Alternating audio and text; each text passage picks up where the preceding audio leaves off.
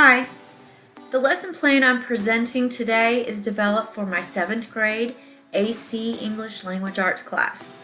The actual lesson plan covers 2 days.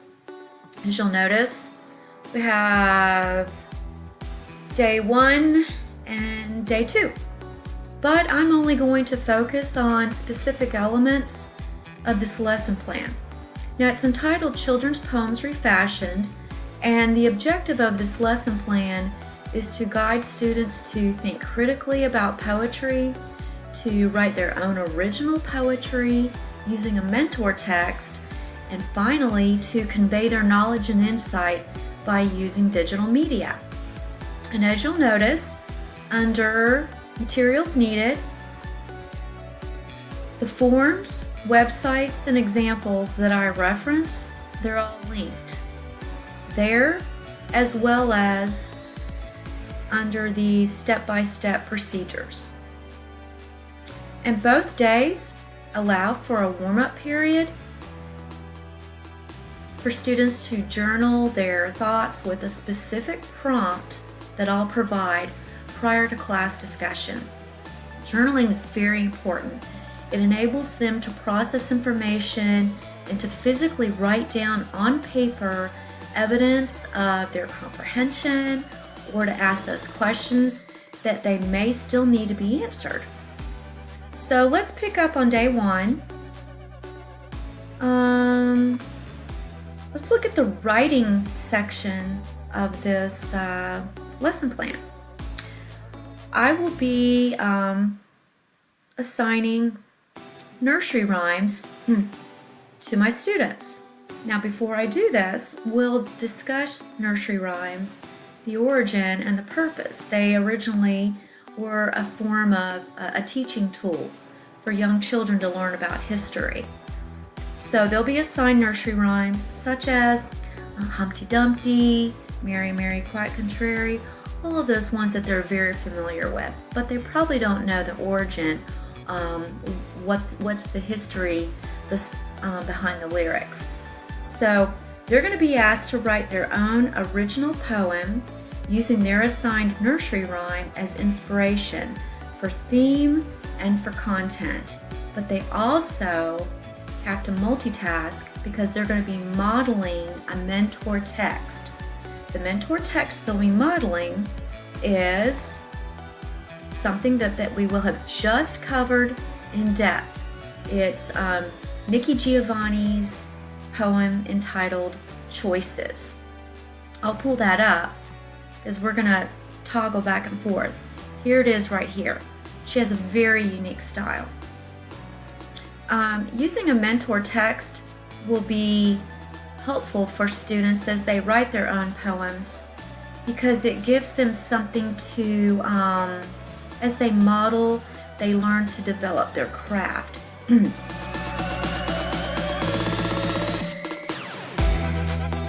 All right, so we're going to, go back down here. Okay, so before I actually let them loose with this assignment, of course, we're going to go through the process together. So I have a sample, and it's Georgie Porgy. Now, first of all, of course, we'll look at a YouTube video of Georgie Porgy. What's the history? And this is the form filled out.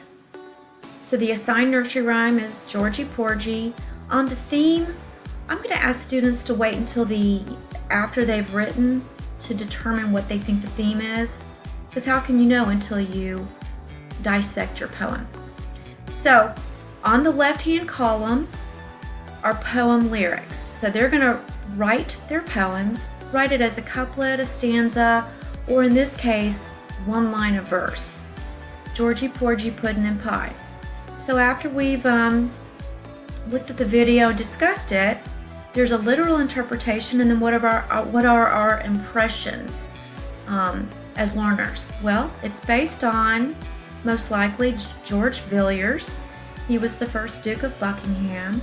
It's likely a Scottish poem because the words end in IE rather than Y. Y is more of an English suffix. IE is a Scottish suffix.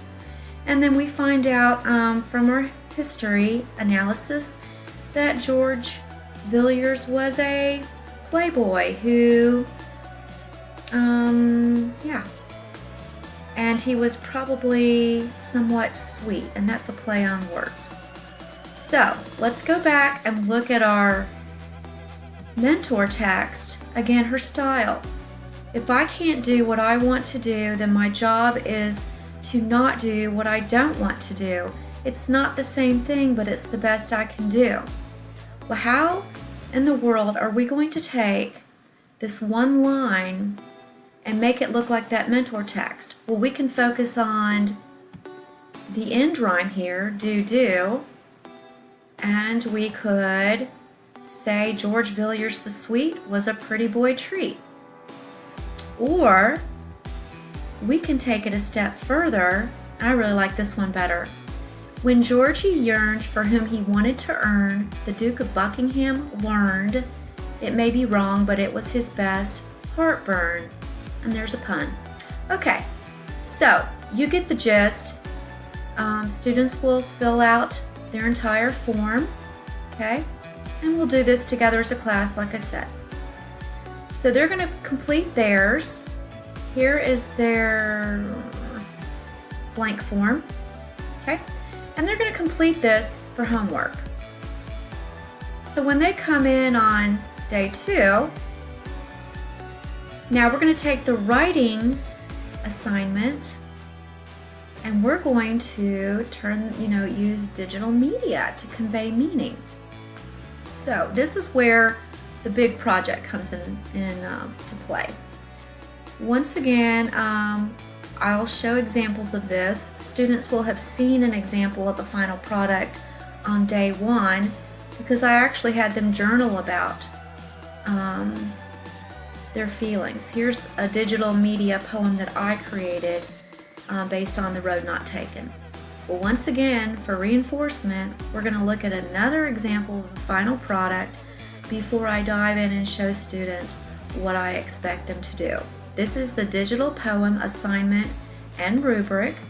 Very simple, actually. They're going to take their contemporary poem rewrite from assignment A as the source of inspiration and the actual text. And then they're going to be creative and think outside the box to create a digital media poem. Now, once again, students cannot dive into something until they understand the language of digital literacy.